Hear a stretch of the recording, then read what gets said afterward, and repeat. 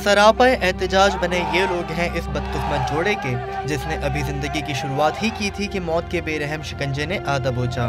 City bypass के करीब अलमनाक हादसे में मरने वाले दूल्हा दुल्हन समेत 6 अफराद के लवाकीन ने कौमी शाहराह पर NHA और जिले इंतजामी के खिलाफ धरना दिया, जिसके बायस सिंध और बलूचिस्तान ट्रैफिक की आम दरफ्त मुअत्तल हो गई। इससे पहले हादसे में जाँ बहक होने वालों की नमाज जनाजा बाईपास पर हादसे के मुकाम पर ही अदा की गई। हादसा गुज़िश्ता रात उस वक्त पेश आया जब सक्खर का नौजवान उस्मान अपनी बारात के साथ शिकारपुर से लौट रहा था कि तेज रफ्तारी के बायस कार कोच से जा टकराई। हादसे में दुल्हन, दूल्हा, उसकी बहनें सवेरा, हुमा, कजन और भांजी मौके पर ही दम तोड़ गए थे। पुलिस ने कोच ड्राइवर को गिरफ्तार करके तफ्तीश शुरू कर दी है।